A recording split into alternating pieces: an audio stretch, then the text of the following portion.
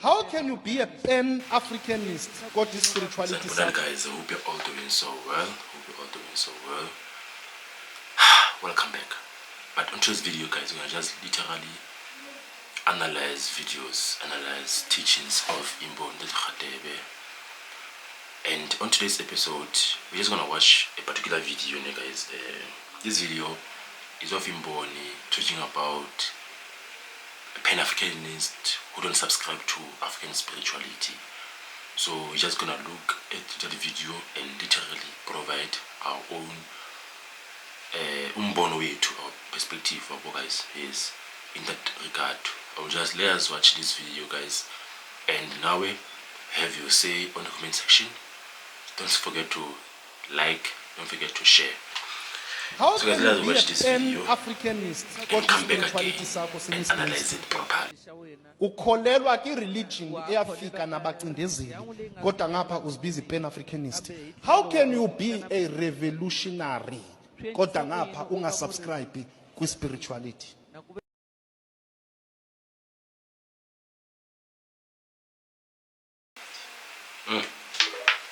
So guys, on this video you can hear good utata uthi, how can you be a Pan-Africanist while you're not subscribing to African spirituality? How can you be a revolutionary while you say you represent the black people? I think in that regard I agree or I concur with Utata Mati.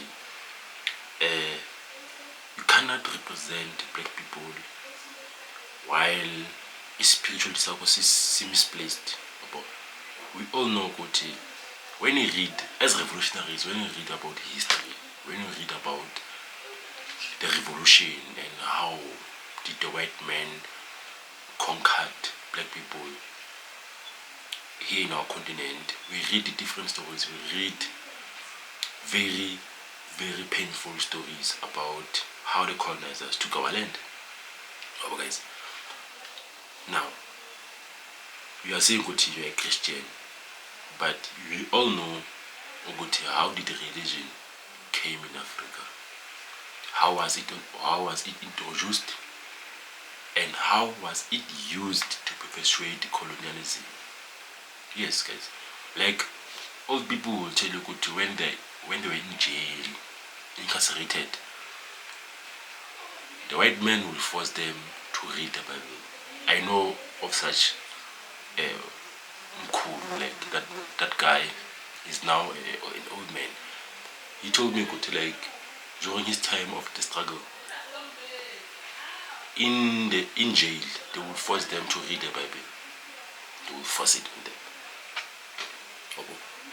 Since religion was used to perpetuate colonialism, religion was used to neutralize black people, religion was used to marginalize, to undermine our African costumes or our African spirituality as black people. Guys, we all know that. We all know how the missionaries came into our continent.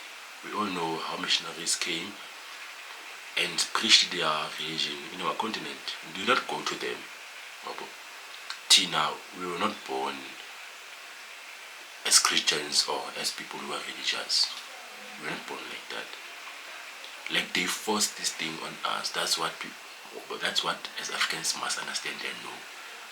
These people forced religion on us. We were not born Christians. We were not born religious, but it was forced on us. That's what we need to understand. Religion was forced on black people. Guys. So now, this is what Data argues. So you can say you represent black people while you are religious. But it means when you read these books, these revolutionary books, when you read about the history, you leave out the part of religion. Why? Because you don't understand how did the religion come in Africa. So when you talk about black people, we talk about spirituality, we talk about Africanism. When we talk about black people, we have never had a white man as our God. They introduced this picture, this Jesus picture onto us. We don't know who's Jesus, unfortunately. It was introduced to us as a picture. This is a God, white God. even that picture, even today, that picture still runs in my mind. When I think about God, I think about it, this guy, old white guy, sitting up there. Oh, when I think about Son of God, I think about this guy called Jesus, white boy. Yo guys, I don't want to think about my God as a white man. Like, it's illogic, there's no logic there. I don't want to think about my God as white. That white guy there, sitting there, watching over me. He has never come into my dreams.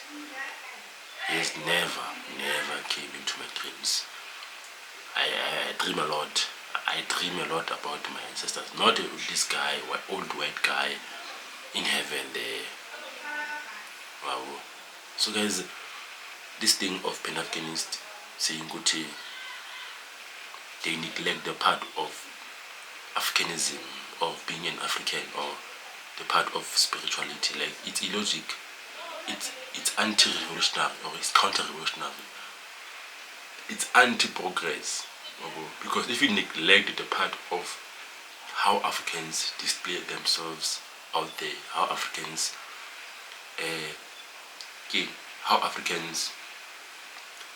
know themselves as, if you exclude that part, then you never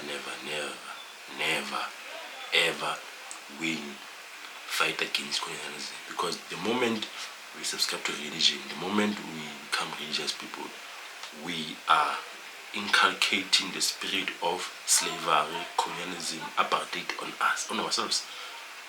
The moment you subscribe to something that is not yours, that thing will end up being inherited by you. That thing will end up being in your DNA.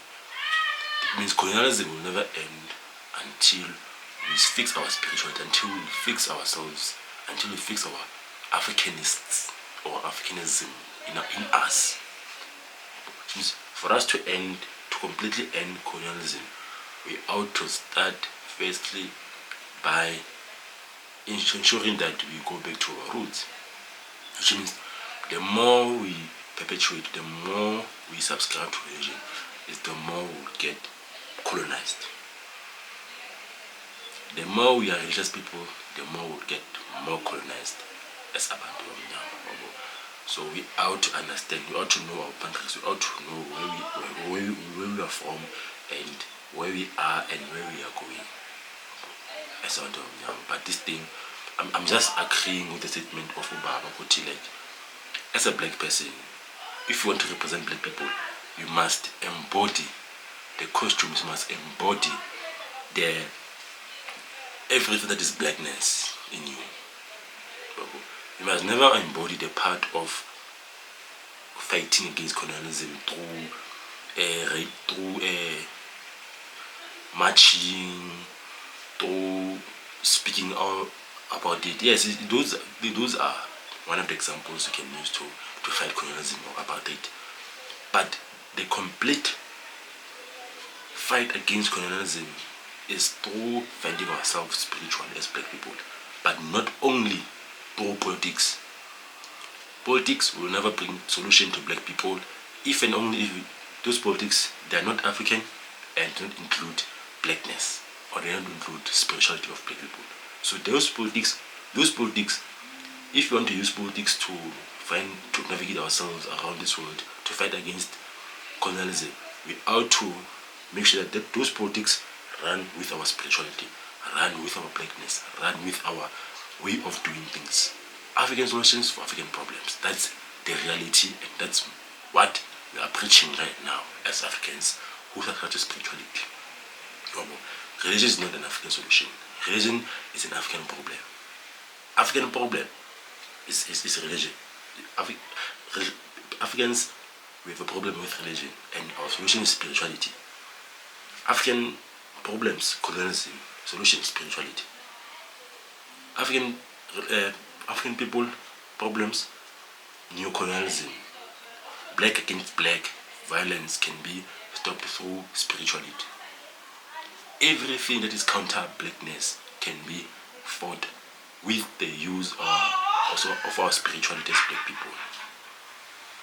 Everything that is counter-black, that is counter-revolutionary, we can fight it through our spirituality, or through the inclusion of full indigenous African spirituality. That is what I'm talking about, guys.